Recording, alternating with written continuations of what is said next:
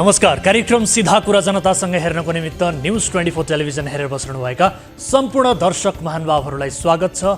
म वीरेन्द्र जैरू। हाम्रो देश अहिले यति धेरै निराशा र अत्यास लाग्दो मोडमा उभिएको छ कि यसको वर्णन र व्याख्याले मानिसहरूलाई थप पीडित बनाउँछ। गाउँ रित्ता छन्, शहरका घरहरूमा डेरावालाहरू घट्दै गएका छन्। बजारमा 5 सटर छाडेर छैठौँमा पुग्दा त्यहाँ लेखिएको हुन्छ टु लेट। देशको दुर्दशा यस्तो भएका बेला आज पनि मूलधारको राजनीति गर्नेहरू, कतिपय बुद्धिजीवी, नीति निर्माता र हामी जस्ता मिडियाहरू राष्ट्रपतिले आफ्नो छाता आफै बोके, बसन्तपुरमा पैदल हिँडे, प्रचण्डको गतिशीलता, केपी ओलीको अडान, शेरबहादुरको राजनीतिक परिपक्वता खोजेर रमाइरहेका छौँ। हामीलाई यस्तै कुराहरूमा चर्चा गर्दा आनन्द आइरहेको छ। एक लाइनमा भन्छौँ, हामी, हाम्रो सोच, हाम्रो प्रणाली र हाम्रो राज्य संयन्त्र दुखी आत्मा झै भड्किएको छ। यो दुखी आत्मालाई आजको दिनमा यो पनि थाहा छैन कि अब के गर्नुपर्छ भन्ने। मानिसहरूले रोजगारी गुमाउँदै गएका छन्। बितेको 3 महिनामा बोरामा चामल 900 सम्म बढेको छ। तरकारीका बिचौलियाले 100% भन्दा बढी नाफा राखेर बजार कब्जा गरेका छन्। भारतले चामल, गहुँ र खाद्यवस्तुको निर्यातमा कडाई गरेको छ। आफ्नो देशको उत्पादन भन्ने केही छैन। चिनीमा समेत कृत्रिम अभाव सृजना गरिएको छ। हुनु नपर्ने जति सबै भइरहँदा पनि नागरिकले सरकार कहाँ छ भन्ने थाहा पाउन सकेका छैनन्। सरकार हुनु र नहुनु बीचको भेद महसुस गर्न पाइएको छैन। आजको दिनमा यो देशमा बस्नुपर्छ, यहाँ सम्भावना छ भन्ने कुरा धेरै जसोले सोच्नै छाडिसके। विमानस्थलमा विदेशीहरूको भिडले सधैँ मुटुमा घोचिरहन्छ र एउटा सन्देश दिइरहन्छ। त्यो सन्देश हो, अपराधीहरूको हातमा देश पर्यो भने यस्तै नै हुन्छ। जीवनमा उपार्जनका नाममा एउटा खुर्सानी समेत नफलाएको, राजनीतिमै जीवन बिताएको, पटक पटक लाभको पदमा पुगेर घर, खेत, जग्गा, शेयर, सुन सबै जोडेको, छोराछोरीलाई युरोप, अमेरिका राखेको राजनीतिज्ञले अहिले देश बनेन भनेर अरूलाई उपदेश दिन्छ। आफ्ना सन्ततिलाई विदेशमा पढाउँछ। आफ्नो उपचार गराउन राज्यको ढुकुटी सिद्ध्याएर बैङ्कक, लन्डन, अमेरिका पुग्छ। तर ऊ आफै भन्छ देशमा शिक्षा, स्वास्थ्यको अवस्थामा सुधार आएन। अभिभावकको भूमिकामा काम गर्नुपर्ने राष्ट्रपतिले यो देशका बालबालिका, एकल महिला, अन्यायमा परेका, न्याय खोजिरहेका, दिनदुखी रुवाएर अपराधीहरूको सजाय माफ गरिरहेका छन्। नेपालगञ्जका चेतन मानन्धरकी पत्नी भारती, नेपाल प्रहरीका निरीक्षक केशव बोहराकी पत्नी शारदा लगायतको आँसुले राष्ट्रपति रामचन्द्र पौडेललाई नपोलेको देखेर हामी अचम्ममा परेका छौँ। हाम्रा राष्ट्रपति रामचन्द्र पौडेलका बा आमाले छोराको आदर्श भगवान रामको जस्तै हुन नसकोस् भनेर सायद रामचन्द्र नामाकरण गरेका थिए होला। त्रेता युगमा रावणले माता सीतालाई रुवाएका थिए, तर कलियुगमा रामले नै असङ्ख्य सीताहरूलाई रुवाइरहेका छन्। पहिले रावणहरूले जे गर्थे त्यस्ता काम अहिलेका रामहरूले नै गर्न थालेका छन्। देशका नारी रुवाउने, चेलीहरूको सिउँदो मेटाउनेहरूसँग प्रेम गर्ने राष्ट्रपति प्रधानमन्त्रीलाई भगवानले माफ गरून् नगरून्, तर इतिहासले कहिले पनि माफ गर्ने छैन। हामी राष्ट्रपतिलाई देशका साझा, जनताका साझा अभिभावक ठान्छौँ, तर उनको मन मस्तिष्कमा अहिले पनि नेपाली काङ्ग्रेस नै बसेको छ। केही दिन अघि तनहुँ पुगेर राष्ट्रपति रामचन्द्र पौडेलले केशवटार भन्ने ठाउँका जनताले चुनावमा आफ्नो ठाउँ नछाडेर काङ्ग्रेसमै रहेको भनेर ती जनतालाई धन्यवाद दिए। राष्ट्रपतिले काङ्ग्रेस, रासोपा आदिको नाम त लिएनन्, तर उनको भनाइको आशय प्रष्टै थाहा पाइन्छ। बोहराटारे पौडेलले केशवटारबारे के भने त यो अंश सुन्नुहोस्। र अस्ति केशवटारले प्रश्न भन्यो भनेदेखि अब यो चुनावको आदि कता के आयो, तर केशवटारले चाहिँ कति पनि आफूलाई विचलित गरेन। ठाउँको ठाउँमा कुनै बेला आफ्नो ठाउँ छोडेन। त्यस्तो ठाउँ केशवटारले साथीहरूले भन्नुहोस्, त्यसको लागि धन्यवाद। सम्झिउ ल्याउँदा नेपालमा वर्तमान राष्ट्रपति रामचन्द्र पौडेललाई नेपाली काङ्ग्रेसका वरिष्ठ नेता भनिनु नै बढी शोभनीय हुन्छ होला। अघिल्ला राष्ट्रपति विद्यादेवी भण्डारीमा राजमातावाला भाइब्स आउँथ्यो। केपी ओलीले ल्याए जति विधेयक, अध्यादेश उहाँ शीतल निवासको गेटमै आएर सदर गरिदिनुहुन्थ्यो। अहिलेका राष्ट्रपतिलाई देश भाडमै जाओस्, तर काङ्ग्रेसी भनेपछि उहाँले अरू केही हेर्नुहुन्न, किनभने उहाँमा काङ्ग्रेसको धङधङी हट्दै हटेन। सामन्तवादको अवशेष भनेर राजा हटाइयो, तर अहिले पूर्वसहित 3 राष्ट्रपति 3 उपराष्ट्रपतिलाई पाल्नु परेको छ। यिनीहरूको शैली हेर्दा कुनै राजाभन्दा कम छैन। दर्शकबिन, जनताले विगतमा गरेको आन्दोलनको समीक्षा गर्ने हो भने आफैले आफैसँग सोध्न मन लाग्छ कि यस्तै मानिसहरूबाट शासित हुन हामीले 19 दिनसम्म आन्दोलन गरेका थियौँ त?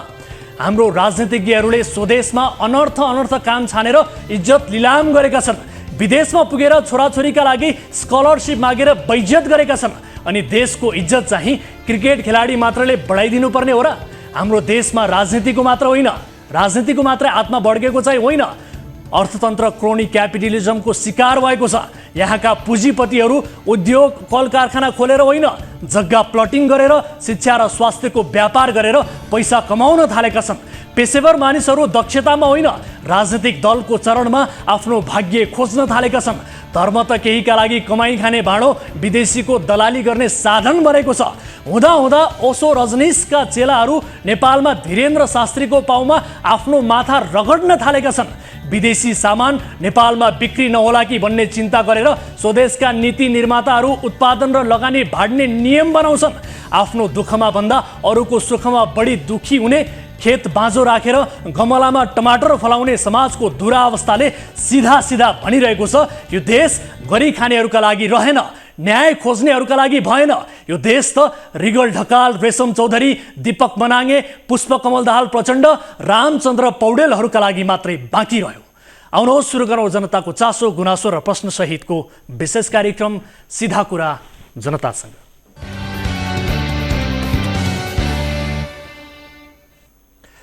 ब्रेकपछि स्वागत छ दर्शक महानुभावहरू। कार्यक्रम सिधा कुरा जनतासँगको नयाँ एपिसोडमा उपस्थित भइसकेका छौँ। न्युज 24 टेलिभिजनबाट प्रत्यक्ष रूपमा प्रसारित छौँ र आजको कार्यक्रममा पनि केही नयाँ विषय र केही महत्त्वपूर्ण फलोअप विषय सहित उपस्थित भएका छौँ। आजको कार्यक्रममा सरकारले भक्तपुरको सूर्य विनायकदेखि काठमाडौँको रत्न पार्कसम्म सञ्चालन गरेको द्रुत बसको विषयलाई फलोअप गर्नेछौँ। द्रुत बसको गति नै द्रुत देखिएको छैन, अर्थात् सरकारले पूर्व तयारी बिना नै सञ्चालनमा ल्याइएको यो सेवा लगभग असफल साबित भएको छ। त्यो कसरी त दृश्यसहित देखाउनेछौँ। र यस्तै दुबईमा रोजगारीको क्रममा रहेका झापाका वीरबहादुर वाग्लेको उद्धार भएको छ। उनका 80 वर्षीय बुबा आफ्नो छोराको उद्धारको गुहार माग्न झापाबाट हाम्रो कार्यालयसम्म आइपुगेका थिए। यो फलोअप रिपोर्ट आजको कार्यक्रममा हामी देखाउनेछौँ। र यस्तै गृहमन्त्रीले मातहतका कर्मचारीलाई कार्यालयमै योग गर्न निर्देशन दिएपछि यसबारे भइरहेका टीका टिप्पणी सहितको रिपोर्ट आजको कार्यक्रममा समावेश गर्नेछौँ। र हुम्लाका नागरिकलाई कुहिएको चामल बिक्री गरिएको प्रसङ्ग पनि आजको कार्यक्रममा देखाउनेछौँ। यसको जवाफ पनि लिनेछौँ। तपाईँ दर्शक महानुभावहरूसँगको प्रत्यक्ष कुराकानीमा जोडिनेछौँ। कुनै पनि समस्या पर्नु भएको छ भने हाम्रो टोल फ्री नम्बर 1660122424, यसै गरी एनसेल नम्बर 9801572424 तपाईँका लागि खुला गरिसकेका छौँ। कार्यक्रम अवधिभर तपाईँले हामीलाई सम्पर्क गरेर आफ्ना गुनासाहरू, आफ्नो समाजमा वरपर देखिएका कुनै पनि समस्याबारे र आफ्नो व्यक्तिगत समस्याबारे पनि जानकारी गराउन सक्नुहुनेछ। त्यसको समाधान खोज्ने प्रयास हामी गर्नेछौँ कार्यक्रम मार्फत। कार्यक्रमको सुरुवात गरौँ ताली र गालीको भोटिङ पोलबाट। यसअघि हामीले सोधेको प्रश्न थियो, सरकारले विज्ञापन नियमावलीमा संशोधन गर्दै सार्वजनिक स्थलमा देखिने होर्डिङ बोर्डहरूमा विदेशी कलाकार देखाउन नपाउने गरी गरेको प्रबन्ध ठिक छ भन्नेले तालीमा र छैन भन्नेले गालीमा भोट गर्नुपर्ने थियो। जसअनुसार 87%ले तालीमा र 13%ले गालीमा मत जाहेर गर्नुभएको छ। अर्थात् सार्वजनिक स्थलमा देखिने होर्डिङ बोर्डहरूमा विदेशी कलाकार देखाउन नपाउने गरिएको प्रबन्ध ठिक छ भन्नेमा बढी मत परेको छ। तालीमा धेरै दर्शकहरूले आफ्नो मत व्यक्त गर्नुभएको छ। अब ताली र गालीका लागि आजको प्रश्न यस प्रकार छ, इन्द्र जात्रामा राष्ट्रपतिको भन्दा काठमाडौँका मेयर बालेन शाहको क्रेज बढी देखिनुलाई कर्म अनुसारको जनभावना भन्न मिल्छ भन्नेले तालीमा र मिल्दैन भन्नेले गालीमा भोट गर्नुहोला। हाम्रो पात्रोको एप्लिकेसनमा गएर ताली र गालीका लागि भोट गर्न सक्नुहुनेछ र भोटिङ सुरु हुन्छ। अब आजको पहिलो अनि महत्त्वपूर्ण फलोअप विषय, संविधान दिवसको अवसर पारेर यातायात मन्त्रीले द्रुत बस चलाउने रहर गरे। मन्त्रीले नै रहर गरेपछि मातहतको एउटा विभागले रातारात सडकमा रातो पोतेर त्यसलाई द्रुत बसको डेडिकेटेड लेन बनिदियो। यातायात क्षेत्रका सरकारी विज्ञहरूले त क्या बात मन्त्रीज्यू भनेर जय जयकार पनि गरे, तर केही विज्ञहरूले त्यही बेला भनेका थिए अहिले नै जाम हुने सडकमा बेग्लै लेन घोषणा गरेर द्रुत बस चलाउँछु भन्दैमा हुँदैन, मन्त्रीको रहरको अगाडि कसैको केही जोर पनि चलेन। 1.5 घण्टामा हुँदै आएको यात्रालाई 45 मिनटमा झार्ने लक्ष्यका साथ भक्तपुरको सूर्य विनायकदेखि काठमाडौँको रत्नपार्कसम्म द्रुत बस चलाइएको थियो। सडकमा द्रुत बसलाई केही अग्राधिकार पनि रहने घोषणा गरियो, तर पूर्वाधार बिनाको प्रयास नमच्चिने पिङको 100 झड्का साबित भयो। मन्त्रीको रहर र द्रुत बसको सेवा समेटिएको यो विशेष फलोअप रिपोर्ट हेर्नुहोस्। जामबाट प्रभावित नहुने र यात्रुलाई छिटो गन्तव्यमा पुर्याउने दाबी गरेर सरकारले भक्तपुरको सूर्य विनायकदेखि काठमाडौँको रत्नपार्कसम्म सञ्चालन गरेको द्रुत बस आफ्नो दाबीमा लगभग असफल साबित भएको छ। संविधान दिवसको अवसर पारेर यातायात मन्त्री प्रकाश द्वाराले असोज 3 मा द्रुत बस सेवाको उद्घाटन गरेका थिए। सञ्चालनमा आएको केही दिनमै द्रुत बसको सेवा प्रभावकारी हुन नसकेको पाइएको छ। यात्री तथा चालकहरूले नै बिना पूर्वाधार सुरु गरिएको सेवा सोचे जस्तो हुन नसकेको प्रतिक्रिया दिएका छन्। अरू बस स्टपै पछि अलि धेरै रोकिन्थे, यो अलिक कम रोकिएको देखियो। यात्रु चढाउने र ओह्राल्ने काम गरेर अलि छिटो हिँडेको जस्तो लाग्यो। जाम सेवा जस्तै लाग्यो अलिकति यो हेर्दाखेरि, सिचुएसन हेर्दा।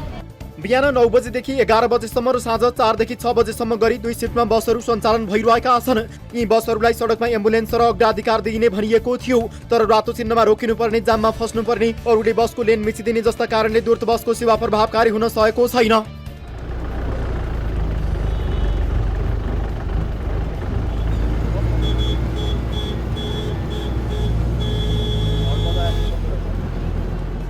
बस नै भइरहेछ, त्यो त खासै फरक भयो। अब ट्राफिकले देखेर पनि नदेखे जस्तो गरिदिरहेछ होइन। अब एउटा लेन त यो टाइममा खाली गरिदिइराख्नु पर्ने हो, त्यो पनि छैन। अब त्यस पछाडि स्टाफहरूले पनि, अब गाडीको स्टाफहरूले पनि खासै अलि नेग्लेक्टै गरे हो जस्तो लाग्छ। अब टेस्टिङ फेज भन्दैमा हामीले जे गर्ने पाउँछ भने जसरी गरेर त भएन नि त होइन। त्यही त्यस्तै यी बस चल्ने समयमा ती लेनमा अरू कुनै पनि सवारी चलाउन नपाइने, ट्राफिक लाइनमा रोकिनु नपर्ने र बस स्टप अनुसार पिकअप र ड्रप मात्रै हुने भनिएको थियो। तर बुधबार हामी यही विषयमा बुझ्न जाँदा यी कुनै पनि नियम पालना भएको देखिएन।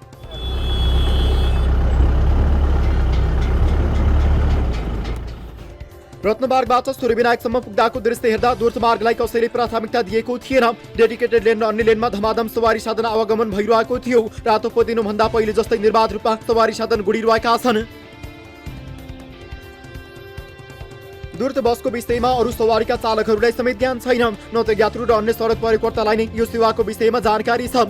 कतिपय मुलुकहरूमा द्रुत बस सेवाका लागि बसको रङ र अतिरिक्त शर्त सुविधा पनि तोकिएको हुन्छ, तर नेपालमा पुराना र थोत्रा बसहरू द्रुत बसका रूपमा सञ्चालनमा ल्याइएको छ। ती बसको अगाडि सानो प्लेटमा द्रुत बस जनाउने शब्द बाहेक अन्य खास केही फरक छैन। यही कारण धेरै जसो यात्रुलाई द्रुत बसबारे जानकारी पनि छैन। नै त्यस्तो त केही थाहा छैन, प्रायः जस्तो यस्तो गाडीमा हिँड्दिनँ न, पठाउमा चढ्ने गर्छु, त्यसैले यस्तो चाहिँ धेरै थाहा भएन। रोकिएको स्टपमा मात्रै बस रोकिने र लामो समय नरोकिने भएका कारण अन्य बसभन्दा केही छिटो पुग्छ। त्यही पनि यी बसमा सर्वसाधारणको आकर्षण धेरै देखिँदैन। म सूर्य विनायक बस त एकदम फास्ट हुने भने भएकोले अरू बस त स्टपमा रोकिरहेको हुन्छ कि। काठमाडौँमा हाल दैनिक करिब 20 लाख सवारी साधन गुड्छन्। अहिले सञ्चालनमा ल्याइएको सूर्य विनायक रत्नपार्क रूटमा सामान्य अवस्थामा पनि जाम हुन्छ। जाम हुने सडक अतिक्रमण गरेर लेन डेडिकेटेड लेन निर्माण गरिएको छ। उक्त लेन पनि साँगुरो छ। सडक प्रयोगकर्ताले द्रुत बसको लेन नछाडेपछि द्रुत बस चालकहरू चर्को स्वरमा हर्न बजाउँछन् र नमानेमा आफै बसलाई अर्को लेनमा लैजान्छन्।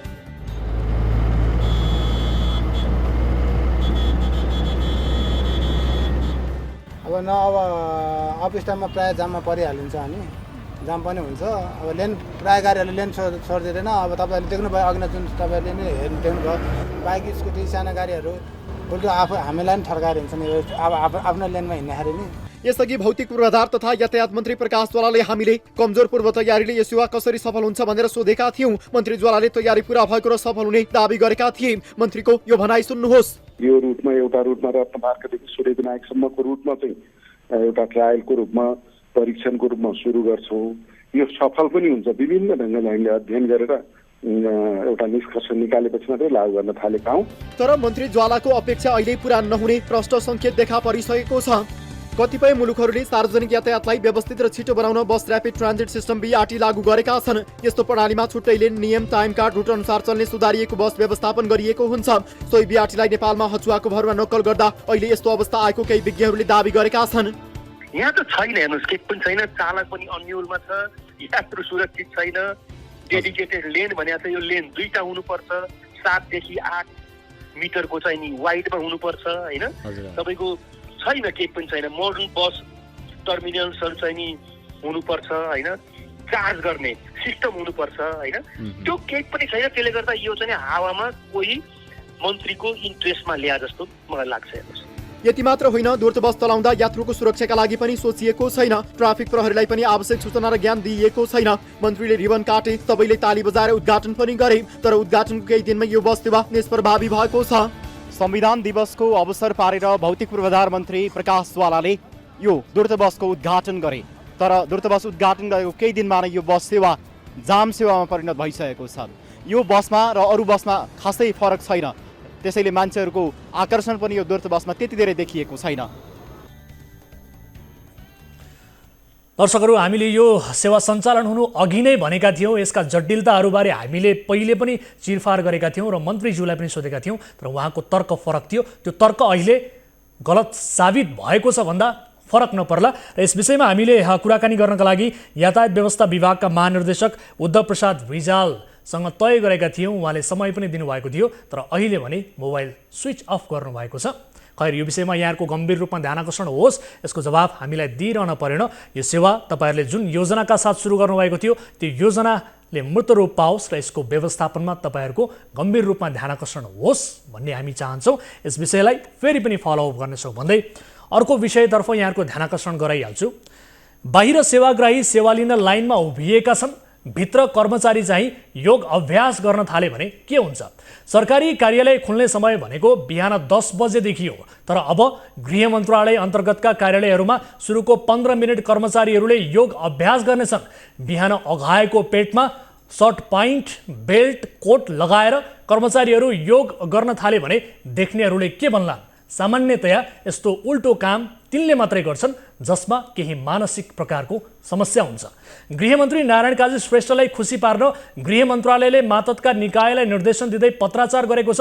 भौतिकवादी तथा खाटी कम्युनिस्ट पनि हुँ भन्ने गृहमन्त्री नारायण काजी श्रेष्ठको पछिल्लो हिमचिम केही पाखण्डी बाबा र धर्म दर्शनतिर पनि देखिएको छ। कार्यालयमा योग अभ्यासका लागि मन्त्रालयले दिएको निर्देशन के र किन त? यो रिपोर्ट हेर्नुहोस्। कर्मचारीहरूलाई कार्यालयमै 15 मिनट योग अभ्यास गराउन दिएको निर्देशन पत्रको किनारमा लेखिएको यो सादर अवगतार्थ माननीय उप प्रधानमन्त्री एवं गृहमन्त्रीज्यूको सचिवालय भन्ने चाकडीपूर्ण भाषाले मन्त्रालयमा नचाहिँदो काम गृहमन्त्रीकै चाहनामा हुन लागेको प्रश्न हुन्छ। सामान्यतः मन्त्रालयले मातहतका निकायले निर्देशन दिँदा बायाँ पृष्ठभूमिमा बोधार्थ दिएका निकायहरूको नाम उल्लेख हुन्छ, तर यो पत्रमा गृहमन्त्रीको सचिवालयले सादर अवगतार्थ भनिएको छ। कतिपयले गृह मन्त्रालय फुर्सदमा रहेको टिप्पणी पनि गरेका छन्। योग अभ्यास वा योग सिकाउने तमाम ग्रन्थ पुस्तकहरूले योग अभ्यास गर्ने समय स्थान पहिरन तोकेर अनुशासित ढङ्गले अभ्यास गर्न सुझाव दिएका छन्। भौतिकवादी गृहमन्त्रीको धर्म अवतार नयाँ जोगी बढी खरानी। गृह मन्त्रालयले आफ्ना सबै महाशाखाका प्रमुखहरूका लागि योग अभ्यास एवं ध्यानको सम्बन्धमा दिएको निर्देशनमा हरेक दिन बिहान 10-15 बजेभित्र अनिवार्य रूपमा कम्तीमा 15 मिनट समय योग अभ्यास र ध्यान गरेर मात्रै आफ्नो कार्य जिम्मेवारी प्रारम्भ गर्ने व्यवस्था मिलाउन निर्देशन दिएको छ। सामान्यतः 10 बजे कार्यालय पुग्ने कर्मचारीहरूले बिहान 9 बजे खाना खाएका हुन्छन्। खाना खाएको 1 घण्टापछि योग अभ्यास गर्न मिल्दैन। योगासन गर्ने स्थान खुला, हवादार, उज्यालो र शान्त हुनुपर्छ। कतिपय कार्यालयहरूमा सेवाग्राही 10 बजे अघि नै पुगिसकेका हुन्छन्। सेवाग्राहीहरूलाई लाइनमा राखेर भित्र कर्मचारी योग गर्न थाल्ने हो भने त्यो अझै भद्दा देखिन्छ। यति मात्र होइन, योग गर्दा सर्ट पाइन्ट बेल्ट जुत्ता टोपी लगाउने पनि गरिँदैन। हल्का खुकुलो र सफा कपडा लगाएर योग गर्नुपर्ने हुन्छ। सरकारी कर्मचारीको पोसाक योगका लागि उपयुक्त पनि हुँदैन। गृहको यो पत्रमा अल्पज्ञान छचल्किने विषय भनेको 15 मिनटको समय पनि हो। योग ध्यान गर्नुको अर्थ शारीरिक तथा मानसिक स्वास्थ्यका लागि हो। योग तथा ध्यानबाट स्वास्थ्य लाभ लिन योगको विधि र कर्मानुसार अभ्यास गर्नुपर्ने हुन्छ। सामान्यतः सुरुमा आसन, त्यसपछि प्राणायाम र अन्तिममा ध्यानको क्रम मिलाइएको हुन्छ। योग विज्ञानको यो पक्ष व्यवस्था गरेर गृहमन्त्रीलाई खुसी मात्रै पार्ने उद्देश्यले गृहले यस प्रकारको निर्देशन जारी गरेको जस्तो पनि देखिन्छ। धर्मलाई अफिम मान्ने भौतिकवादी कम्युनिस्ट नेता नारायण काजी श्रेष्ठको पछिल्लो झुकाव भने धार्मिक रिवाज र विवादी धर्मगुरुहरूसँग छ। भदौको पहिलो साता धार्मिक प्रवचन दिन आएका भारतका 27 वर्षीय एक विवादी धर्मगुरु धीरेन्द्र शास्त्रीलाई भेट्न गृहमन्त्री श्रेष्ठ आफै पुगेका थिए। स्वामी आनन्द अरुणजी मेरो मित्र पनि, उहाँले के भन्नुभयो मलाई भने भारतबाट एउटा आध्यात्मिक गुरु आउनु भएको छ, उसँग भेट्दा राम्रै हुन्छ भन्नुभयो। मैले उहाँ धीरेन्द्र शास्त्रीजीको नाम सुने पनि होइन, उहाँको बारेमा कहिले चर्चा गरे पनि होइन। स्वामी आनन्द अरुण, जसका म ध्यान गर्न, अध्यात्मको छलफल गर्न कहिलेकाहीँ जाने गर्छु, उहाँले भन्नुभएपछि मैले गएर को हुनुहुन्छ उहाँ गएर भेटेँ हो कुरो त्यति। त्यसपछि र अघि भारतकै अर्का धर्मगुरु जग्गी वासुदेवलाई पनि उनले भेटेका थिए। जग्गी वासुदेवका अनुयायीका रूपमा पनि गृहमन्त्री श्रेष्ठ चिनिन्छन्। यो गुरु बाबा रामदेवले नेपालमा खोलेको टेलिभिजनको उद्घाटन गर्ने त तत्कालीन प्रधानमन्त्री शेरबहादुर देउवा सहित नेपालका अधिकांश नेता पुगेका थिए। खप्तर महोत्सवमा पनि बाबा रामदेवको साथमा गृहमन्त्री श्रेष्ठ सहित नेपालका विशिष्ट नेताहरू देखिएका थिए। छिमेकी मुलुक भारतको प्रस्तावमा राष्ट्रसङ्घको महासभाले सन् 2014 मा 21 जुनलाई अन्तर्राष्ट्रिय योग दिवसको मान्यता दिएको थियो। त्यस यता भारतीय योग दिवसलाई खास महत्त्व दिएर मनाउँदै आएको छ, जसको प्रभाव नेपालमा पनि परेको छ। दर्शकहरू, यस विषयमा थप कुराकानी गर्नका लागि हामीले टेलिफोन सम्पर्कमा जोडेका छौँ गृह मन्त्रालयका सहायक प्रवक्ता उमाकान्त अधिकारीलाई। सहायक प्रवक्ताज्यू, स्वागत छ यहाँलाई कार्यक्रम सीधा कुरा जनतासँगमा। धन्यवाद।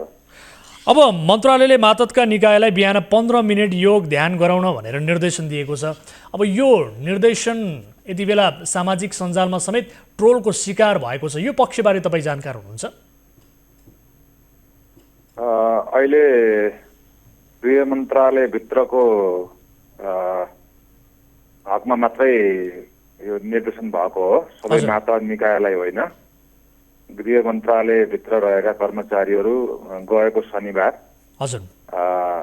चाहिँ दिनभरि जसो त्यो ध्यान र योगको प्रशिक्षणमा सहभागी हुनुभएको थियो। त्यो ध्यान र योगको प्रशिक्षण पश्चात यो प्रत्येक दिन 15 मिनट कार्यालयको काम सुरु गर्नुभन्दा पहिला चाहिँ यो ध्यान चाहिँ 15 मिनटको ध्यान चाहिँ सम्पन्न गर्दा अनि त्यसपछि कार्य सम्पादनमा प्रवेश गर्ने भन्ने चाहिँ अहिले ठिक छ। त्यो त हामीले थाहा पायौँ, तपाईँहरूले विज्ञप्ति पनि जारी गर्नुभएको छ, निर्देशन दिइएको नै छ, त्यो हामीलाई जानकारी छ। तर यो निर्देशनपछि उत्पन्न भएका भनौँ न टीका टिप्पणीहरूबारे तपाईँहरूलाई जानकारी छ कि छैन? कसरी लिनु भएको छ? यो यस्तो हुन्छ, कुनै पनि विषयको सुरुवातमा यसका विभिन्न तर्क वितर्कहरू त आउन सक्छन्, तर यसलाई हामीले वृहत छलफल गरेर यसको सकारात्मक पक्ष नै चाहिँ हामीले यसको विश्लेषण गरेर यो आवश्यक छ भन्ने निर्कल गरेर यो अगाडि बढेको हो। विशेष गरिकन दिनभरि जसो कामको प्रेसरमा हुने, कामको चाहिँ दबावमा रहने कर्मचारीहरूलाई तनाव व्यवस्थापन, विशेष गरी स्ट्रेस म्यानेजमेन्ट सम्बन्धी अहिले खासै त्यस्तो प्रशिक्षणहरू अथवा त्यस्तो तालिमहरू भनौँ, त्यस्तो खालको चाहिँ विशेष क्लासहरू चाहिँ उपलब्ध भइसकेको अवस्था चाहिँ छैन।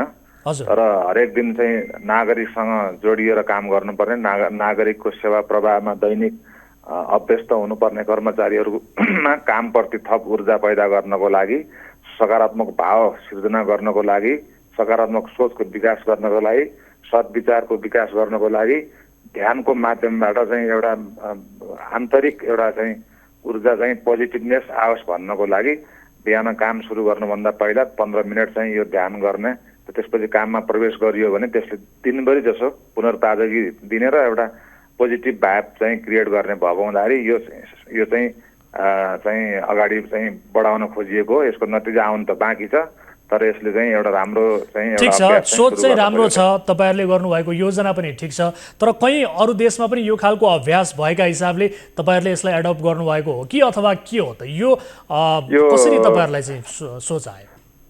यो विशेष गरिकन अहिले जुन यो मेडिटेसन चाहिँ अब यो विभिन्न यो सङ्गठनहरूमा, विभिन्न संस्थाहरूमा, विभिन्न कर्पोरेट हाउसहरूमा, विभिन्न सेक्टरहरूमा पनि यो विशेष गरिकन यो जनशक्तिहरूलाई थप मोटिभेसन गर्नको लागि, यो कर्मचारीहरूलाई थप व्यवस्थित गर्नको लागि र स्ट्रेस म्यानेजमेन्ट गर्नको लागि यो गर्ने प्रयोग त जहाँसुकै पनि भइराखेको छ। तर विशेष गरिकन अहिले अब नेपालको चाहिँ अब यो सेवा प्रवाहमा संलग्न हुने कर्मचारीहरूलाई पनि यसमा अभ्यस्त गराउन सकियो भने यो राम्रो हुन्छ भन्ने चाहिँ मन्त्रालयको निर्णय हो। तर कतिपयले के भनेका छन् भने गृहमन्त्रीज्यूको मित्रता हिमझिम योगीहरूसँग, बाबाजीहरूसँग, सन्यासी महात्माहरूसँग चाहिँ अलिकति बढी देखिएका कारण उहाँहरूलाई चाहिँ खुसी बनाउन यस्तो कार्यक्रम लागू गरियो भनेर भनिएको छ। यो प्रश्नबारे तपाईँको धारणा के छ? यो चाहिँ अब यो अनुमानको प्रश्न पनि हुनसक्छ। विशेष गरिकन के हो भने यो विज्ञानसँग जोडिएको विषय हो, स्वास्थ्यसँग जोडिएको विषय हो। विज्ञान र स्वास्थ्यसँग जोडिएको विषय यो एक किसिमको प्रामाणिक विषय पनि हो। यो कुनै धर्म सम्प्रदाय जाति भन्दा पनि यो विज्ञान र स्वास्थ्यसँग जोडिएको प्रामाणिक विषय भएको हुँदाखेरि ठिक छ, त्यो त सबैलाई थाहा छ नि, त्यो त सबैलाई थाहा छ। तर मन्त्रालय मातहतका कर्मचारीहरूलाई जब अफिस पुग्छन् खानासाना खाएर टन्न खाएर सर्ट प्यान्ट लाएर मजाले त्यो खालको चाहिँ अभ्यास किन गरियो, किन यसमा त प्रश्न उठेको छ नि त। किनभने सेवाग्राहीहरूले कतिपय अवस्थामा सही टाइममा सेवा नै नपाइरहेको अवस्थामा यसले अझ बढी डिले गर्छ कि भन्ने खालका प्रश्न पनि उठेका छन्। कयौँ प्रश्नहरू छन् नि। अब स्वास्थ्यसँग जोडिएको विज्ञानसँग जोडिएका विषय त सबैलाई थाहा भएकै विषय हो नि। यसले चाहिँ सेवाग्राहीलाई ढिलो गर्दैन, झन् प्रभावकारी सेवा प्रदान गर्न मद्दत गर्छ भन्ने कुरा एउटा भयो। अर्को हजुरले जुन अब खाना खाइवरिकन अब कार्यालयमा काम हुँदाखेरि हुँदा यो हामीले अहिले योगा भनेका होइनौँ। योगा भनेको शारीरिक अभ्यास गर्ने भएको हुँदाखेरि त्यो अलि जटिल हुन्छ। त्यो चाहिँ बिहान खाली पेटमै गर्ने हो। तर यहाँ ध्यान भनिएको छ। ध्यान भनेको यहाँ केही तपाईँको निर्देशनमा योगा नै भनिएको छ सर? त्यहाँ ध्यान पनि भनेको छ, दुईटै भनेको छ। यो चाहिँ यस्तो ध्यानमा बढी जोड दिइएको छ। अस्तिको चाहिँ जुन हाम्रो प्रशिक्षण भएको थियो त्यो प्रशिक्षणमा चाहिँ अब कुर्सीमा बसेर पनि गर्न सकिने सामान्य प्रकारको ध्यानको चाहिँ एउटा त्यो चाहिँ उहाँले चाहिँ हाम्रो गुरुले प्रशिक्षण दिनुभएको थियो। त्यो ध्यानको हकमा मात्रै कुर्सीमा बसेर गर्न सकिने जे जति हुन्छ सामान्य प्रकारको चाहिँ त्यो ध्यान गर्ने र सामान्य प्रकारको चाहिँ उ गर्दाखेरि पुनर्ताजगी आउने, एउटा पोजिटिभ भाइब आउने, एउटा चाहिँ सकारात्मक ऊर्जा आउने र सेवाग्राहीलाई एउटा मैत्रीपूर्ण भावले काम गर्न सक्ने शैलीको विकास गर्छ भन्ने नै हो। तिनै सेवाग्राहीहरू 10 बजे ठ्याक्कै टुप्लुक्कै मन्त्रालयमा पुगे र तपाईँहरूको कर्मचारीहरू चाहिँ योग आसनमा चाहिँ ध्यानमा बस्नुभयो भने 15 मिनट पर्खिनुहोस् भनेर उहाँहरूले भन्नुभयो भने सेवाग्राहीलाई यो अलिकति अनौठो खालको हुँदैन सर? यस्तो छ, अब आवेशमा अथवा चाहिँ कुनै दबावमा कुनै तनावमा भएको कर्मचारी चाहिँ अब एउटा मुस्कान सहितको सेवा दिन्छ भन्ने पनि सोच्नुपर्ने हुन्छ। त्यो अपेक्षा गरौँ हामीले। अहिले जनरली चाहिँ सेवाग्राहीहरू आउने समयलाई विचार गरिएको छ। त्यसकारण चाहिँ ठुलो चाहिँ असर पर्दैन त। झन् अरू दिनभन्दा अझ दोब्बर चाहिँ सेवा प्रवाह हुन्छ। दोब्बर चाहिँ क्रियाशीलताका साथ ऊर्जाका साथ चाहिँ सेवा दिन सकिन्छ भन्ने हामीले चाहिँ त्यो चाहिँ अनुमान गरेका छौँ अहिलेको लागि। तर हेर्नुहोस् है, व्यवहारिक दृष्टि वैज्ञानिक दृष्टिले त योगकै नियमले पनि 10:15 बजे योगासन उपयुक्त हुँदैन भनेर भन्छ। विज्ञहरूकै सल्लाहमा तपाईँहरूले यस्तो नियम लागू गर्नुभएको हो कि अथवा के हो त?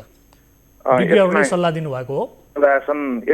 योगासनको लागि त विशेष खालको नियम छ। त्यो चाहिँ कुर्सीमा बसेर त योगासन को चाहिँ प्र्याक्टिस जुन हुन्छ, जुन प्याकेज हुन्छ, जुन त्यसको एउटा फुल चक्र छ, त्यो सम्भव त हुँदैन।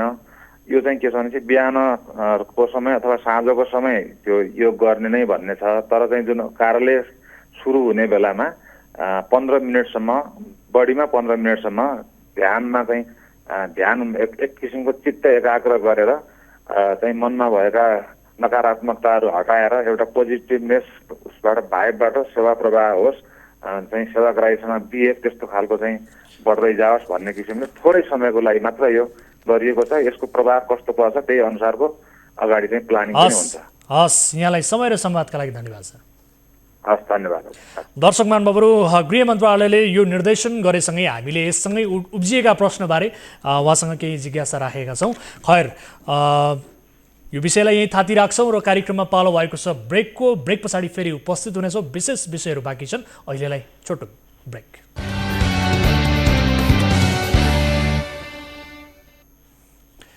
ब्रेकपछि स्वागत छ दर्शकहरू कार्यक्रम सीधा कुरा जनतासँगमा। अब अर्को विषय, यति बेला कोही दर्शक हामीसँग आफ्नो समस्या सहित जोडिनु भएको छ, उहाँको समस्या सुन्छौँ। नमस्कार, कहाँबाट जोडिनु भयो यहाँहरू?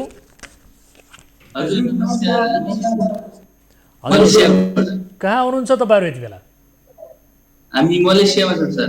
मलेसियामा के समस्या पर्नुभयो र हामीलाई सम्पर्क गर्नुभयो? हामी 3 महिनादेखि सर रुममा सुतिरहेको, काम नभएर कम्पनीले हजुर काम गर्नेको केही टेस्ट पनि दिँदैन र खाने पैसा पनि दिँदैन।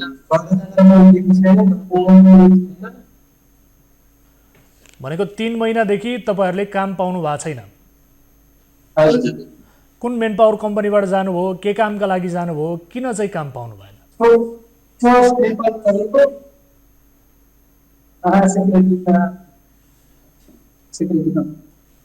तपाईँहरूले काम चाहिँ किन दिइएन त? काम गर्नकै लागि पठाएको हो मेन पावर कम्पनीले, होइन?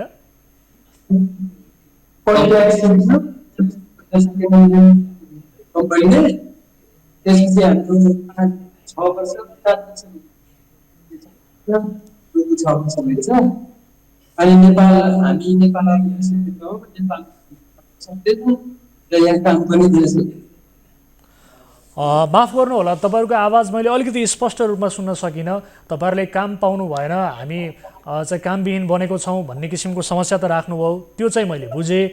त्यसबाहेक अरू तपाईँको आवाजमा अलिकति स्पष्टता मैले पाइनँ। खैर, हाम्रो टिमले तपाईँहरूलाई सम्पर्क गर्नेछ, तपाईँहरूलाई कसरी सहयोग गर्न सकिन्छ, तपाईँहरूको समस्या बुझेर हामी सम्बन्धित ठाउँसम्म पुर्याउने र तपाईँहरूको समस्यालाई समाधान गर्ने कोसिस गर्नेछौँ।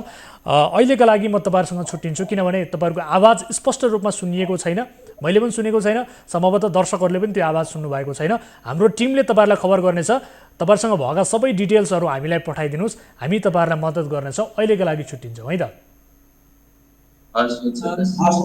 हस्। दर्शक महानुभावहरू, उहाँहरूसँगको आवाज स्पष्ट रूपमा सुनिएन, त्यसकारण मैले उहाँहरूसँगको सम्पर्कलाई यति बेला विच्छेद गरेको छु। खैर, उहाँहरूको समस्यालाई हामी सुन्ने प्रयास, बुझ्ने प्रयास पक्कै पनि गर्नेछौँ।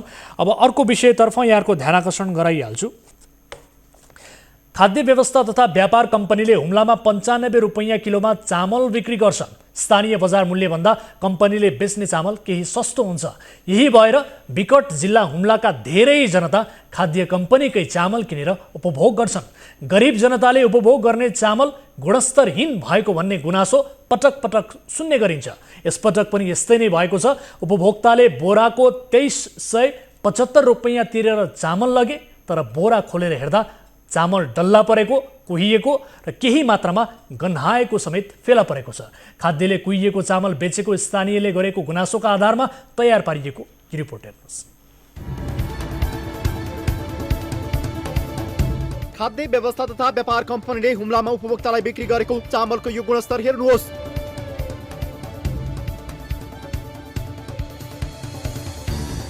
चामल बोराभित्रै डल्ला परेको छ। स्थानीयका अनुसार उक्त चामलको बोरा खोल्ने बित्तिकै गनाउँछ। डल्ला तथा घुन परेको गनाउने चामल गाई भैँसीलाई समेत खुवाउन नमिल्ने अवस्थाको छ। नामका गाउँपालिकामा कम्पनीले यस्तो चामल वितरण गरेको पाइएको छ।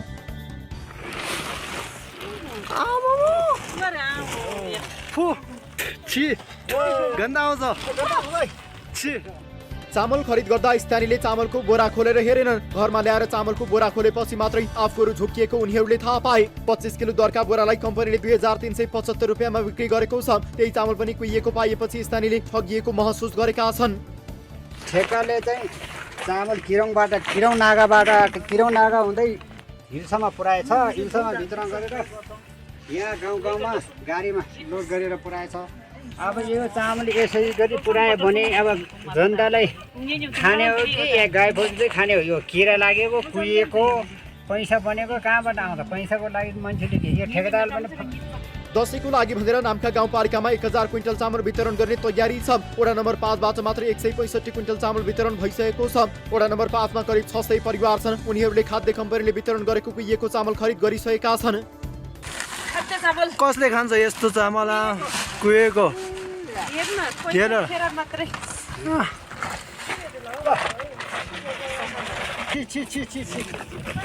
गाई बस्तुले खान्छ यस्तो चामल? के हो त यो त अब त्यो ठेकेदारहरुको लापरवाहीले गर्दा हो। खाद्य व्यवस्था तथा व्यापार कम्पनीका कर्मचारीको उदासीनता तथा चामल ढुवानी गर्ने ठेकेदारको लापरवाहीका कारण यो अवस्था आएको उनीहरूको गुनासो छ। कतिपय ठाउँमा चामल नै नपुगेको र पुगेका ठाउँमा पनि खान योग्य चामल नभएको स्थानीयको भनाइ छ। कुहिएको चामल वितरण गर्ने ठेकेदार कम्पनी खहरी डिलाइट जेबी हो। ठेकेदार पासाङ शेर्पाको उक्त कम्पनीले कुहिएको चामल वितरण गरेको हो। कुहिएको चामल किन वितरण गर्नुभयो भन्ने प्रश्नमा ठेकेदार शेर्पाले चामल सार्ने क्रममा पानी परेको र मुनिको चामलमा केही समस्या देखिएको बताए। केही चामल मात्रै बिग्रिएको उनको दाबी छ। गोदामको व्यवस्था नभएको र तिरपाल मुनि राखिएको 4000 क्विन्टल एकै ठाउँमा राख्दा मुनिको चामल बिग्रिएको उनको भनाइ छ। यद्यपि कुहिएको चामल फिर्ता लिन आफूहरू तयार रहेको उनले प्रतिबद्धता जनाएका छन्। त्यस्तो होइन सर, बिग्रेको कुहिएको हामीले वितरण गरे होइन, त्यत्रो थाकमा अब त्यो लोड गर्दै जाने क्रममा पर्यो होला सर। त्यो हामीले भनेका छौँ। त्यो चाहिँ तपाईँहरू त्यस्तो भेटियो भने फिर्ता ल्याउनुहोस्, फिर्ता गर्नुहोस्। हामीलाई त्यहाँ चाहिँ 2 दिन पानी पर्यो, अविरल पानी पर्यो। त्यही भएको हुनाले त्यो अलिअलि ड्यामेज भएको हुनसक्छ सर। त्यो हामीले यसले चाहिँ फिर्ता ल्याऊ, हामी चाहिँ फिर्ता अर्को दिउँला, तपाईँहरूलाई त्यसको सट्टा अर्को दिन्छु भनिसकेको। यस विषयमा हामीले नाम्खा गाउँपालिका 5 का वडा अध्यक्ष पाल्जो रामालाई पनि सम्पर्क गरेका छौं। उनले ठेकेदारको लापरवाहीका कारण कुहिएको चामल वितरण भएको दावी गरे। चामल कति कुहिएको छ भन्ने यकिन नभएको भन्दै उनले ठेकेदारले कुहिएको चामल फिर्ता गर्नुपर्ने बताए। एकदम ठिक हो। पहिला हामीले थाहा पाएन, अघि म बिहान अहिले मैले खाद्य हाकिमसँग पनि कुरा गरेँ मैले। हजुर, चामल बिग्रेको छ, नबिग्रेको जति देखिएको छैन, बिग्रेको जति फिर्ता गर्नुपर्छ भने अनि ठेकेदारसँग पनि कुरा गरिसकेँ मैले। अब चामल के कतिको बिग्रेछ भने यकिन चाहिँ अहिले भएको छैन। चामल बिग्रेछ भने बुझ्नु त बिग्रेकै हो, कति बिग्रेछ भने यकिन भएको छैन अहिले। चीनको सीमावर्ती नाका हिल्साबाट सडक मार्ग हुँदै उक्त चामल ल्याइएको हो। अन्य चामल अझै पनि बाँडिएको छैन। अब बाँडिने चामल पनि कुहिएको हुने त होइन भन्ने चिन्तामा सर्वसाधारण छन्। हुम्लाको नामका गाउँपालिका मात्रै दशैं लक्षित 1000 क्विन्टल चामल वितरण गर्ने तयारी छ। खाद्य कम्पनीले विभिन्न जिल्लामा खाद्यान्न वितरण गर्दै आएको छ। यहाँका जनताले सदरमुकाम सिमीकोट बजारमा मात्रै चामल खरिद गर्न पाउँछन्। बजारमा मूल्य पनि महँगो पर्ने र गुणस्तरीय चामल पनि नभेट्ने भएकाले स्थानीयहरू खाद्य कम्पनीले वितरण गर्ने चामल खरिद गर्छन्। हुम्लामा स्थलमार्ग तथा हवाई मार्गबाट ढुवानी गरेर खाद्यान्न वितरण गरिन्छ।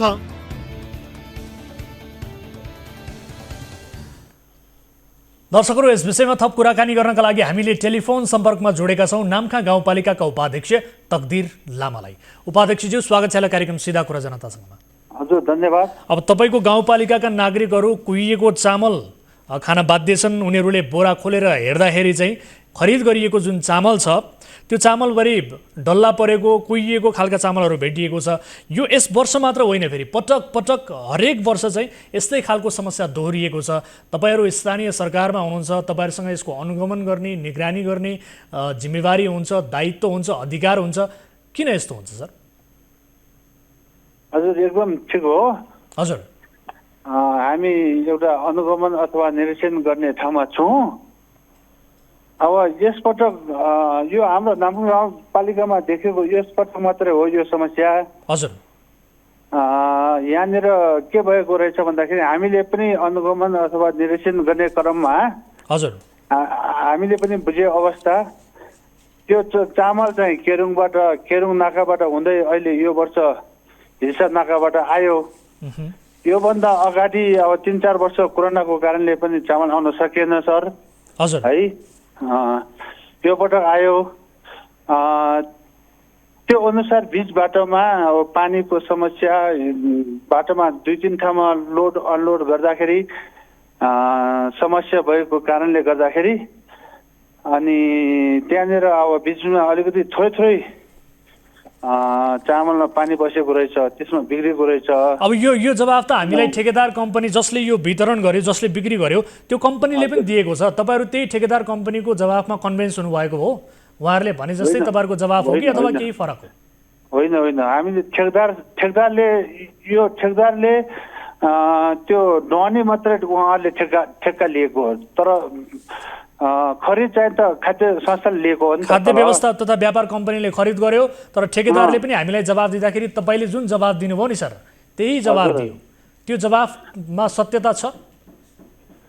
त्यसमा अलिकति हामीले कसरी भन्दाखेरि ठेकेदारको सत्यता कसरी, हामीले पनि त यहाँनिर ठेकेदारसँग पनि बुझिरहेको छौँ, खाद्य कम्पनीसँग पनि बुझिरहेको छौँ यो कसरी आयो, यो किन आयो, यो चामल बिग्रेको चामल कसरी आयो भन्दाखेरि तर चाहिँ खाद्य कम्पनीले नै तल खरिद गरेको, त्यसअनुसार ढुवानीको लागि ठेकेदारलाई बुझाएको। ठेकेदारलाई बुझाउने क्रममा बीच बाटोमा अब केरुङमा एक दुई दिन रोकिएको रहेछ। अनि त्यसपछि आउँदाखेरि हिल्सामा पनि त 1-2 दिन रोकेको रहेछ। त्यसमा पनि अब बिचमा 2 दिन पानी परेको नाताले गर्दाखेरि त्यसमा माने 500 बोरामा अथवा 500 बोरामा कम्तीमा 10 बोरा जतिलाई पानी पसेर बिग्रेको रहेछ हामी राम्रोसँग बुझ्दाखेरि। ठीक छ। अब उपाध्यक्षज्यू, सबै चामल 1000 क्विन्टल हाम्रो त्यो नाम्खा गाउँपालिकाको लागि थियो। 3000 क्विन्टल चाहिँ सिमकोट गाउँपालिका यो के भन्छ खाद्य डिपोको लागि थियो। तर त्यो सबै ठाउँमा बिग्रेको अवस्था नभएर त्यो बिचमा पानी बसेको 10-15 बोराहरू धेरै बिग्रेको रहेछ सर। है हामीले बुझ्दाखेरि हामीले पनि यसमा अनुगमन गरिरहेको छौँ, बुझिरहेको छौँ। अझै पनि त्यहाँ माथि 1000 क्विन्टल चामल बिक्री गर्न बाँकी छ। त्यसमा पनि के कति बिक्री गर्छ त्यसको पनि नजिक आउन बाँकी नै छ।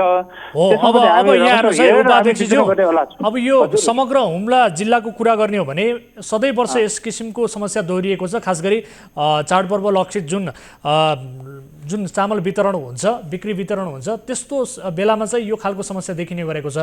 अब तपाईँ आफैले स्वयं भन्नुभयो तपाईँको गाउँपालिकामा 1000 क्विन्टल चामल वितरण गर्न अझै पनि बाँकी छ। खाद्य व्यवस्थापन विभाग यो कम्पनीले, व्यापार कम्पनीले चाहिँ फेरि वितरण गर्ने तयारी गरेको छ। अब उसको जवाब चाहिँ के छ? उसलाई तपाईँहरूले सचेत बनाउन, त्यसको अनुगमन गर्न तपाईँहरूले चाहिँ के गरिरहनु भएको छ? छोटोमा भन्नुहोस्। त्यसमा हामी सबै लागिरहेका छौँ सर। आइन्दा दिनमा यस्तो पनि काम पनि नदोहोरोस् भनेर उहाँहरूको निकायलाई पनि हामीले सचेत गरिरहेको छौँ। यो के भन्दाखेरि आइन्दा हिजो पहिलाको कन्टेमा त्यस्तो अवस्था पनि त्यति आएको थिएन। अहिले अब यो हामीले पनि सोचेको व्यवहारिक हेर्दाखेरि लङ प्रोसेस के भन्छ बाटो ढुवानी गर्ने बाटो दूरी धेरै टाढा भएको नाताले पनि त उहाँहरू त्यो बिच बाटोमा बिग्रिन हुनसक्छ भन्ने हामीले पनि अनुमान गरेको छौँ। त्यसमा पनि त अब कहीँ मौसमी अथवा वातावरणीय प्रभावको कारणले पनि यो बिग्रिन सक्छ भनेर हामीले पनि मूल्याङ्कन गरेको छौँ। हेर्नुहोस् है, तलबाट अब खरिदमै त्यस्तो भएको होइन होला भनेर हामीले अनुमान गरेको छौँ। कसरी भन्दाखेरि अब त्यहाँ खरिद हो भनेपछि खाद्य संस्थानले खरिद गर्ने हो, त्यसमा उनले बिच बाटोमा ढुवानी चाहिन्छ त ठेकदारलाई मात्र दिने हो।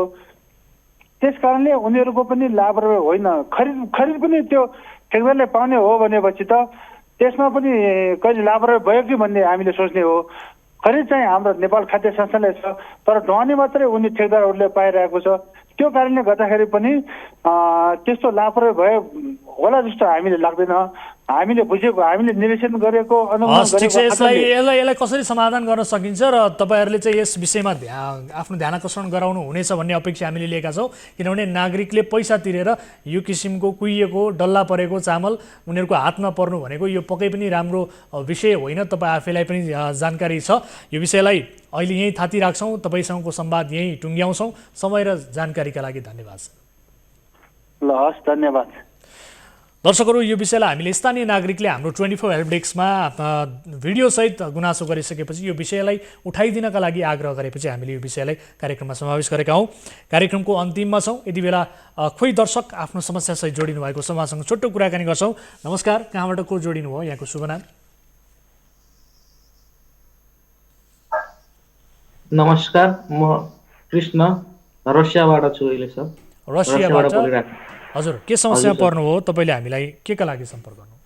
हजुर चाहिँ हामी चाहिँ समस्यामा के परेको भन्नाले म चाहिँ फरवरी 16 चाहिँ युजिन कन्सल्टेन्सी भन्नेबाट यहाँ रसिया स्टडीको लागि आएको थिएँ। त्यहाँबाट चाहिँ हाम्रो एग्रिमेन्ट चाहिँ 1 इयर्सको चाहिँ भएको थियो, होस्टेलको फी र त्यो एकाडेमिकको फी चाहिँ लङ्गेजको फुल फी।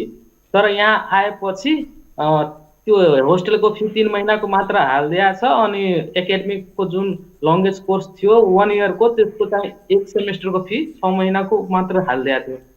अनि त्यसपछि मैले सम्पर्क गरेँ कि यहाँ 3 महिनाको मात्र फी चाहिँ हाल्नु भएको छ होस्टेलको, अरू फी यहाँ पे गर्नुपर्छ, त्यो फी खोइ त भनेर कुरा गरेको। अहिले म यस्तो समस्यामा परेको छु, यता कुरा गरेर यो महिना चाहिँ 1 महिना तिमी आफै थाप। अनि मैले क्वेसन गरेको, म त पुरै त्यहाँ पे गरेर आएको छु, म यहाँ कहाँबाट हालौँ भनेर भनेको हो। त्यो त हो, तिमी पुरै तिरेछौ, म यहाँ व्यवस्था म अहिले खाँचो भएको छ मलाई यहाँ। अनि तपाईँले चाहिँ त्यहाँ फी तिर्नु हालेको छ कि त्यहाँ चाहिँ फीको डिमान्ड गरिएको छ तपाईँलाई अहिले तत्कालै?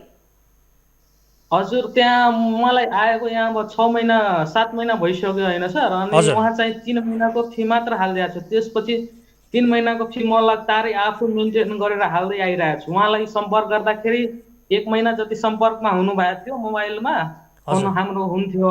अनि त्यसपछि उहाँ कन्ट्याक्ट गेन भयो। भाइलाई चाहिँ भाइ कन्सल्टेन्सीमा गयो, मेरो भाइलाई भनेपछि कन्सल्टेन्सीमा गयो युजिनमा। 1 महिनासम्म त्यो कन्सल्टेन्सी खुल्या थियो म आएपछि। अनि त्यसपछि चाहिँ कन्सल्टेन्सी पनि बन्द भइसक्यो। अनि भाइले सम्पर्क गर्न खोज्दाखेरि फोनै रिसिभ गरेन, अनि यताबाट पनि फोन गर्दाखेरि रिसिभ गरेन। तपाईँ मात्रै हुनुहुन्छ कि अथवा अरू पनि हुनुहुन्छ यस्तो खालको समस्या भोग्ने? हजुर यसमा चाहिँ 3 जना छ, एकजना यहाँबाट रिटर्न पनि गइसकेको छ, सुरेन्द्र यादव भन्ने रिटर्न गइसक्नु भएको छ। उहाँले पनि अहिले पुगेर काठमाडौँमा पुगेर पनि कन्ट्याक्ट गर्दाखेरि कन्ट्याक्टमा आइरहेको छैन। उहाँ के कारणले रिटर्न हुनुभयो त्यति बेला भन्दाखेरि अनि मैले चाहिँ त्यो सम्पर्कमा नआएपछि म आफ्नो क्षेत्रको त्यो मान्यलाई पनि भनेको थिएँ, डाक्टर रमरेश कुमार सिंह सरलाई, क्षेत्र नम्बर 4 को छ, उहाँले एक दिन दिनुभयो। त्यसपछि ठिक छ म बुझ्छु, म यसो गरिदिन्छु भनेर भन्नुभएको थियो। आइतबार मलाई टाइम दियो, आइतबार पनि कल गरेको रिसिभ गर्नुभयो। अनि त्यसपछि उहाँ पनि न फोन रिसिभ गर्ने, मेसेज पठाएपछि मेसेज चाहिँ सिन गर्यो, मेसेज चाहिँ सिन गर्छ तर रिप्लाई केही दिइरहेको छैन, न फोन उठाइरहेछ। त्यो डाक्टर रमेश कुमार सिंह भन्ने सरलाई, क्षेत्र नम्बर 4 को हो, हाम्रो मान्य हो। म उहाँकै त्यो क्षेत्रमा परेको हुनाले उहाँलाई सम्पर्क गरेको थिएँ र म अनि त्यसपछि चाहिँ भाइलाई चाहिँ भनेर त्यसपछि सिंह केस हाल्न लगायो थाना चौकीमा। अनि त्यो भाइ चाहिँ सिंहद्वारा थाना नजिकको थानामा पुग्दाखेरि तिमी त्यो जिल्ला प्रशासनबाट चाहिँ चिठी कटाएर आउनुपर्छ भनेर भन्नुभयो। अनि त्यो कालीमाटी गाउँबाट त्यो चिठी कटायो। अनि त्यसपछि सिंहदरबार चौकी नजिकको पर्छ, उहाँसम्म चाहिँ चिठी लिएर आयो। अनि त्यसपछि अर्जुन पन्त चोइ भन्ने उहाँ हुनुहुन्छ त्यो सिंहदरबारभित्र चौकीभित्र, उहाँले चाहिँ सम्पर्क गर्न खोज्दाखेरि उहाँ चाहिँ आफ्नो एउटा कुनै एजेन्टलाई पठायो त्यहाँ सिंहदरबारमा।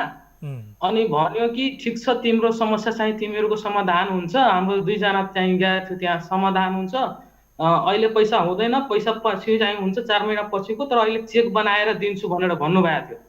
अनि त्यसपछि त्यो उहाँ पनि कन्ट्याक्टमा आएन।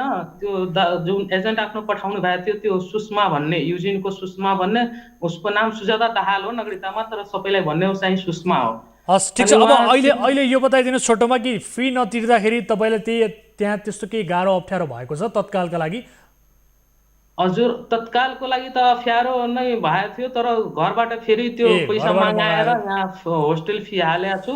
हस् ठिक छ। अब कृष्णजी तपाईँको समस्या हामीले बुझ्यौँ, र हामी सम्बन्धित मान्छेलाई सम्पर्क गर्ने कोसिस पक्कै पनि गर्नेछौँ। अहिलेका लागि हामी छुट्टिन्छौँ है त, तपाईँको समस्या हामी समाधान गर्ने कोसिस गर्छौँ। हुन्छ सर। हस् दर्शक महानुभावहरू, उहाँको समस्यालाई हामीले बुझ्यौँ। रसियाबाट हामीलाई सम्पर्क गर्नुभएको थियो, सम्बन्धित कन्सल्टेन्सीका सञ्चालकलाई हामी सम्पर्क गर्ने प्रयास गर्नेछौँ र यो समस्या किन उहाँको तर्फबाट देखियो यसलाई बुझ्ने प्रयास हामी गर्नेछौँ भन्दै आजलाई यिनै विषयहरू प्रस्तुत गर्दै कार्यक्रमको निर्धारित समय सकिएको छ।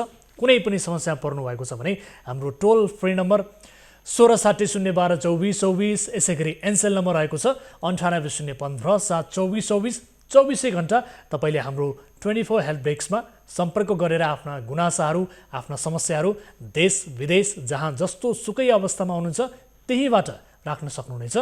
कार्यक्रम सिधा कुरा जनतासँगबाट म वीरेन्द्र जैरू बिदा हुन्छु। नमस्कार।